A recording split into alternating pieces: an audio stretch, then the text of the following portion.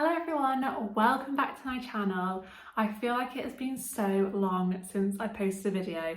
I think it's only been like 2 or 3 weeks, but I just feel like life has been so busy at the moment, so I hope you will forgive me, but I'm coming to you with an exciting video. So I've seen a couple of these and I thought I have to film one of these because it's just so fun, and it's sort of that mid-year book tag. So I watched a few. In particular, I watched Sarah Caroli's video and I picked out some key points that I thought were relevant to me, and I thought I will go through some of the questions of like some of my favourite books, my favourite sequel, new releases, that sort of thing, to go through a little bit of a mid-year review.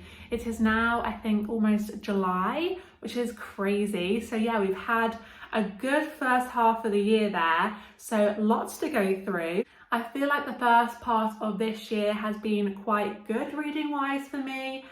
As you all know, I don't shut up about it. I am trying to read the Woman's Prize for Fiction long list.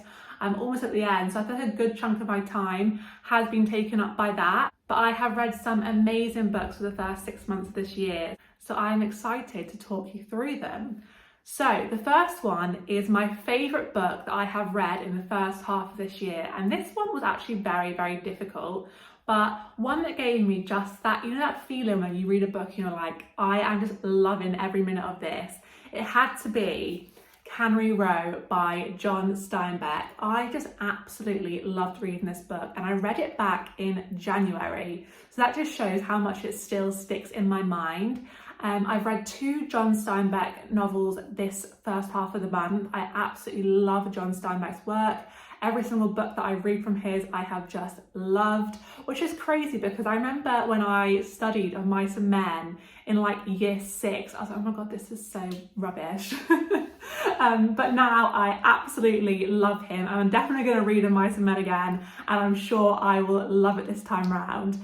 But yeah, this book, I've talked about it a few times on my channel before, but this book is about a little small seaside town, and it's got like a convenience store owner, a scientist, a brothel owner, a group of these men living in this like old depleted house, and I just absolutely fell in love with all of the characters in this story. I loved reading about them, and I'm so excited because I know that John Steinbeck has a few other books set in the same town surrounding the same characters, so I am so excited to get to them and read about more of their lives and more of these characters. I think what drew me the most to this book was just the characters and how they were by no means perfect. They had so many flaws and they were complex characters, but at the end of the day they try to do good, and at the end of this story they do come together because they try to throw a party for this scientist, and it just does go a bit wrong, but you know, they try their best, and it's just such an endearing story, like such a good introduction to these characters. And like I said, I cannot wait to read more from this little small seaside town. Like I said before, I just love all the descriptions of the seaside. Like John Steinbeck does that so well, describing all of the senses. Like it's not like a picturesque seaside town by any means, like it's a bit gritty, a bit grimy. And yeah, I just absolutely love this book. I had such a good feeling when I was reading it and just loved the characters so much. This was my favourite book that I've read in the first half of this year. Then the next one was my favourite sequel. I have actually not read a sequel in the first 6 months of this year. I have only read one book as part of a sequel, which is kind of crazy to be honest. But the book that I did read and loved, so I thought I would still talk about it anyway, was Assassin's Apprentice by Robin Hobb, and I have heard so many good things about Robin Hobb. I don't think I've heard anyone say anything bad about her before, so I was so excited to get some of her books, and I loved this one so much, so I'm definitely going to try and get to the final 2 books in the sequel in the latter half of the year, because yeah, I loved it, and I can definitely see the hype and why people love her writing so much. I feel like she really focuses on like these small mundane details, but that makes such a cozy read, and I feel like these sorts of books are perfect for like autumn time. I think I read this, I don't know, I read it fairly early on in the year, I think, and it was just such a lovely cozy read For those who don't know, it is about a young boy named Fitz, who is the illegitimate son of a prince. And when this prince finds out that he has this son, he sort of banishes himself. So Fitz actually never meets his dad, but he is sort of left on the doorstep of this royal household. So therefore he grows up with this royal family, but never really being part of it. And when he grows up, he is hired to be the king's assassin. So it's about Fitz trying to sort of find his place in this royal family where he is, safe to say, not liked by the majority of people. There are some really evil characters in this story who are definitely out to get Fitz. And I'm so excited to see how this unfolds throughout the series, because I definitely think there's going to be some drama. So yeah, love this book. I just loved the world that Robin Hobb created. I loved the different settings that she described. It was so creative and magical, and I just loved it. So yeah, first book by Robin Hobb was definitely a success. And then the next prompt is a new release that you are very excited to read in the second half of the year. And this one was a no-brainer. Actually, it was quite difficult because, as you may know, I just recently went to Hay Festival and I just bought like so many books. Like, I did such damage. So I've got so many amazing books that I cannot wait to get to. But the one that first came to my mind is definitely Dr. No by Percival Everett. The Trees by Percival Everett was my favourite book of last year. I just absolutely loved his writing. I love the way he tells stories. He has this sort of satirical element that he includes in his writing, which I just love. And this book just sounds so unusual, so weird, like just right up my street. I'll read the blurb for you for those who don't know. I know I've mentioned it before in one of my videos, but just in case you haven't heard of it before, it says, Wala Kittu is a brilliant professor of mathematics. He is an expert on nothing. That is to say, he is an expert and his area of study is nothing, and he does nothing about it. This makes him the perfect partner for the aspiring villain John Sill, who wants to break into Fort Knox to steal a shoebox containing nothing. Once he controls nothing, he'll set the rest of his plans for domination in process, or so he thinks. In the process, Wala Kittu learns that Sill's desire to become a literal villain originated in some real all-American villainy related to the murder of Martin Luther King Jr. As Sill says, Professor, think of it this way. This country has never given anything to us, and it never will. We have given everything back to it. I think it's time we gave nothing back. It just sounds so like elusive. I just can't figure out how this story is gonna go. And in the same as his book, The Trees, he includes some like real life people. In his last book, he includes Emmett Till, and in this one, he includes Martin Luther King Jr. So I love how he does that, and I just cannot wait to get to it. I'm so excited. Then the next one is the biggest surprise. So the biggest surprise I had in the first half of the year was definitely American Gods by Neil Gaiman. I think before I read this book, I was always sort of somewhat intimidated by Norse mythology, thinking it was way out of my depth, I wouldn't understand any of it. So I was recommended this book quite a lot of times, but always sort of turned it down because I thought, I don't know really anything about Norse mythology, to be honest. It's not something I ever learned in school, so I just thought I was way out of my depth with it. But I absolutely loved this book, and I cannot wait to read more from Neil Gaiman because I just loved his writing so much. I actually loved the Norse mythology elements, which really surprised me. I thought there'd be the sort of elements in the book that I sort of skimmed over or didn't understand that much, but he just makes it so accessible and so easy to understand. It's such an entryway into learning about mythology, and yeah, I just absolutely love this book. It's a hefty one, but so worth the read. It's about a man named Shadow who just gets released from prison and is hired as the bodyguard, driver and errand boy for the enigmatic trickster Mr. Wednesday, who is a Norse god.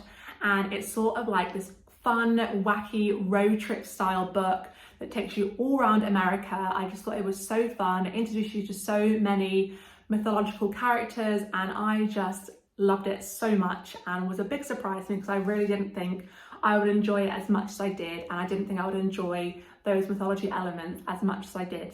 So yeah, really happy that I read this one. So the next one is my favourite debut author that I read in the past 6 months, and that definitely had to be Cecile Pinn and her book Wandering Souls. And this book is a funny one because my friend told me ages ago about their friend who was writing this book. And I was like, wow, that's so cool. This was months and months ago. And lo and behold, it was this author. So of course, I was so excited to read this book because obviously my friend had mentioned it so long ago. And I'm so glad that I absolutely loved it. I thought it was such an amazing debut novel, so accomplished. It is about a family from Vietnam who travel over to Hong Kong and eventually end up in England. But between Vietnam and England, there are so many heartbreaking events that happen, such as the fact that half of their family don't actually make it. And so that leaves 3 young siblings sort of fighting their way to get to safety. They don't really know what's going on, or they don't really know how to protect themselves, but they sort of stick together and then they eventually end up in England. And it's about how they build their life there as individuals and as a family, and how their family structure changes as they grow older, and how they sort of drift apart in their own lives and how their lives take different directions. I thought it was such a beautiful portrayal of loss and family, and how far these family ties take you, and how family ties sort of anchors you in the world when sometimes you can feel lost. I thought it was just such a beautiful book and such an amazing debut novel. So cannot wait to read more from Cecile Pin. I thought this was amazing.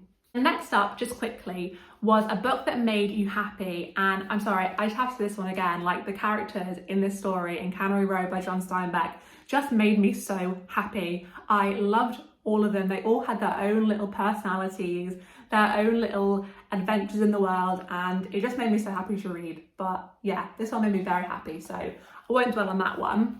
But then alternatively, a book that made you cry. And I've got 2 books here. I actually technically have not cried at either of those, and I actually technically have not cried at any books this year, which, does that make me cold-hearted? Maybe so, but I have not cried at many books in my life. Maybe 2, maybe just 1, I don't know. But I find it quite hard to cry at books. I don't know about you, but the first book that I probably would say I would have cried at, but when I got to the really sad moment, I was in the book, I was in the moment, I was feeling so sad. My eyes were welling up, and then just as it was all happening, my boyfriend decides to just come in and just talk at me. So I was like, you're really taking me out of the moment here. But anyway, and that was Tomorrow and Tomorrow and Tomorrow by Gabrielle Zevin. And I'm sure you've all heard about this book, and I'm sure you've probably cried at this book because it is really sad. But for those who don't know, it is about 2 best friends who start a video game company in, I think it's the 90s. And I just found this book so amazing because not only is it such an interesting story of how they created this business as well as their friendship behind the scenes, but I just loved how Gabrielle Zevin created the storylines for these video games.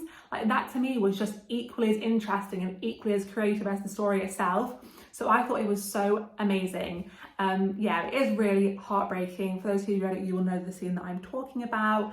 But yeah, it's a story about friendship ultimately, and success in your working life versus success in your personal life, and how they are 2 very, very different things. But yeah, if you love video games, then go ahead and read this if you're wanting a cry as well, because I'm sure most of you will cry at this book. But I was just taking out the moment on this one, so that's what I'm blaming it on. But then another really sad book that I could cry about even to this day if I think about it for too long, because it's one of those books when I'm reading it and like you come out and try to live your life normally, like I just cannot stop thinking about it, and you really had to like pick your moments to read it because it was just so sad that you had to be like, not in the mood, but you had to really prepare yourself for how it was going to make you feel. And that was Black Butterflies by Priscilla Morris. This book, oh my goodness, is just absolutely heartbreaking. It's about the civil war in Bosnia, and it really focuses on one woman and her apartment block. This woman is separated from her family, who all end up in England. So she's separated from her husband, her daughter, her grandkids.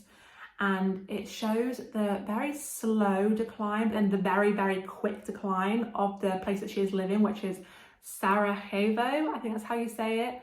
but the absolute utter destruction of her life, where she lives her working life, everything around her is just like, I can't even fathom it. And it gave a really sort of brutal and realistic idea of what it is like to go through a war and how this affects people living there. Like, I feel like almost in a way you haven't been through it, it's very hard to comprehend like how it affects people's lives, but this book did not shy away from that at all. But it is just the saddest book ever. She is trapped in this place of just, I can't describe it other than destruction, and she can't get out. But there's people around her that you sort of form this really close bond with because you're both experiencing this trauma together. Yeah, it was just absolutely heartbreaking. And to be honest, I don't recommend it to everyone because it is such a sad book, but it was so amazingly written and such a realistic and brutal portrayal of how war affects people on a very like granular level. So yeah, this book was amazing, but extremely sad. Then the final prompt is the most beautiful book you've bought this year. And I was gonna say On Earth We're Briefly Gorgeous by Ocean Vuong for its poeticness, but I feel like everyone's read that book, everyone's heard about it. So I went down the route of the most beautiful book that I've bought in terms of the way it looks. And I think it has to be The Marriage Portrait by Maggie O'Farrell. I just think this book is stunning. The cover here is just absolutely beautiful. And then when you open it as well, this just is a bit of me. I loved it. So I went down that route, and I want to say this was definitely the most beautiful book that I have bought this year. It is a new release. It is part of the Women's Prize for Fiction long list.